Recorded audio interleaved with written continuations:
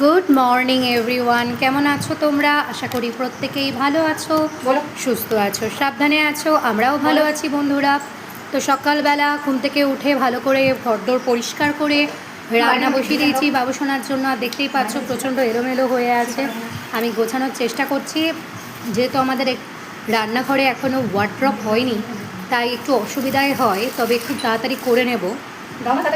তাই জিনিসগুলো ভীষণভাবে এদিক ওদিক পড়ে থাকে। যদিও রান্নাঘর ভালো করে পরিষ্কার করা এবং স্ল্যাব মোছা সবই ঠিক আছে, কিন্তু একটা জিনিস নিলে আরেকটা জিনিস বের করতে গেলে তখন ভীষণভাবে জিনিসগুলো এলোমেলো হয়ে যায়।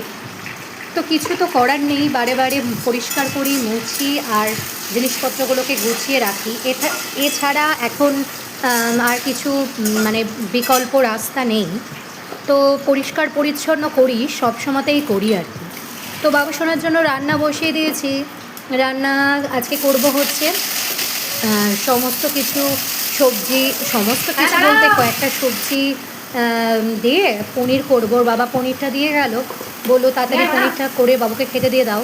তো আমি আর কি মানে এই প্রথম আর কি কড়াইয়ের মধ্যে সবজি ছাড়তে গিয়ে এত জোরে ছিটকেছে যে আমার একদম মানে চোখে এসে পড়েছে।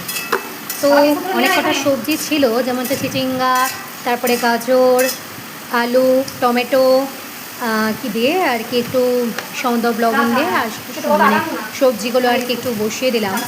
আর ওদিকে পনিরটাও ভাজতে বসিয়ে দেবো। অনেক কটা যেহেতু সবজি আছে একসাথেই বসিয়ে দিলাম আর কি, খিচুড়ি টাইপ রান্না হয়ে যাবে। কিন্তু সবগুলোই অ্যাকচুয়াল সিদ্ধ হয়ে যায়, কারণ যেহেতু অনেকক্ষণ ফোটানো হয় তো তাড়াতাড়ি সিদ্ধ হয়ে যায়। আর অল্প লবণ অল্প তেল দেওয়া হয়, বাবুর রান্না বলে কথা। তো আমি একদম খুব অল্প করে লবণ, যেটুকু না দিলে নয়, যেটুকুনি না দিলে আর কি সেদ্ধ হবে না। যদি আমি সন্দব লবণটাই ব্যবহার করছি, তো ওই আর কি যেটুকু না দিলে নয়, তেল, লবণ, মশলা। বিশেষ করে আমি আদাটা বেশি করে দিই বাবুর খাবারে, আদা, 4টে গোলমরিচ।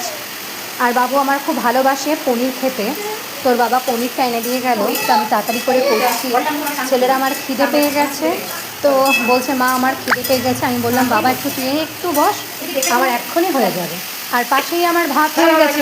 তো বাবু বলছে মা আমি স্ল্যাপের ওপর বসবো, তাই ওকে একটু স্ল্যাপের ওপর বসিয়ে দিলাম। আর ওই দেখো হাত দেখাচ্ছে। তো বন্ধুরা, তোমরা তোমাদের বেবিদেরকে সকালবেলায় কি ব্রেকফাস্ট দাও অবশ্যই জানাবে আমাকে কমেন্টসে। আমি তো আমার ঠিক থাকে না, যখন যেরকম হয় ভাত, রুটি, তারপরে ওটস, কলা, আম। তো ঠিক আছে বন্ধুরা, তোমরা ভিডিওটা